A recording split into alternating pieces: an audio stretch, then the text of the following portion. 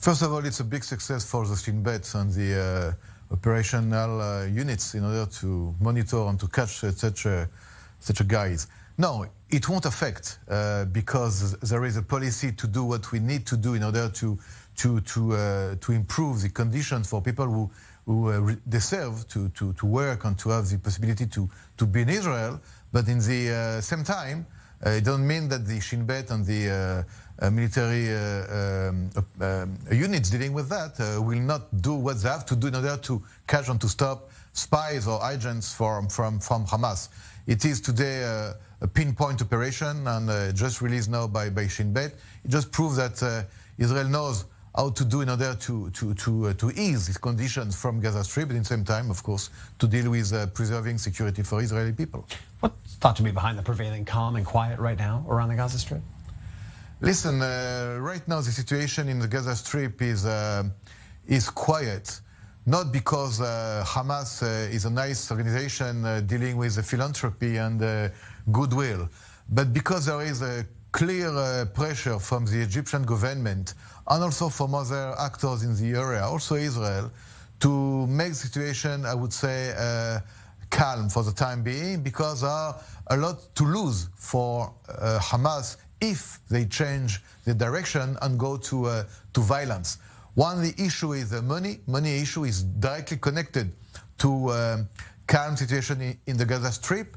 And if they change the modus operandi, they will not receive that they are expecting to receive, mostly from Qatar. Stay tuned on that. Stay with us. Another subject here I want to get your thoughts on here. The Syrian state media as well, again, claiming that Israeli jets bombed sites in the country's south, this time killing one Syrian soldier and causing damage, as they put it, but the nature of the target was not specified. Now, there was no immediate comment from Israel on this latest report, but separate accounts on social media claim the attacks took place near the Damascus airport, a common target for alleged Israeli strikes that seek to thwart Iranian weapons shipments. But another alleged strike on Iranian weapons took place last week in Syria.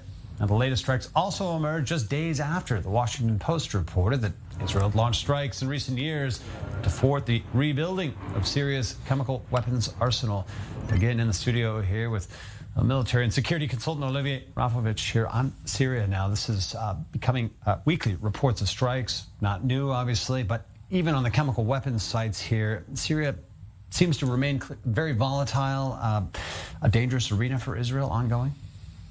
We have two main issues with Syria. One is the growing influence and impact of Iran on the Syrian soil. And as you know, the Israeli policy is very clear to prevent Iran to be with military element facilities on the Syrian soil. And as you know, almost daily or weekly attacks are performed. We don't know many times who is behind the attacks, but we can think that some countries that we are aware of are there. The second point, which is quite new in the last years, it is a strict Syrian threat. And for many years, because of the civil war, the Syrian government, the Syrian army was almost out.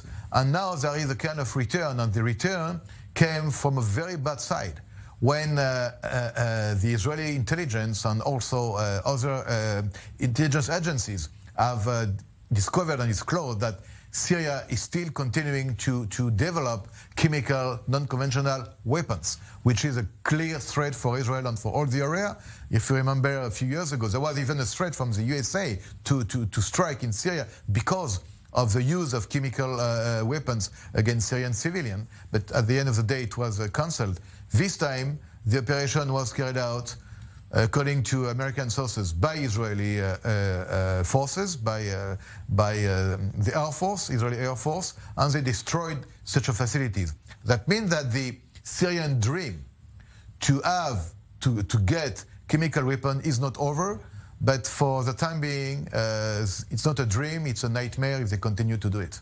Yeah, certainly representing a dangerous resurgence potentially for the Syrian regime on their recaptured territory here. And I guess for now, the Russians silent as well. A notable aspect of these latest strikes here that we haven't heard from Russia? Russia in this Syrian issue is very, I would say, playing a clever and I would say a complex role. from one side, Russia needs Syria to have also an open way to the Mediterranean Sea, and there is a military port for the Russian Navy. There are also many units from Russia on the Syrian soil, but in the same time, the Russian government and the Russian army are actually understanding the Israeli position concerning the Iranian threat on the Syrian soil, and there is sometimes kind of a different point of view between the Syrian government and Moscow. But for Israel, it gives us, I would say, some good paths to do what we need to do.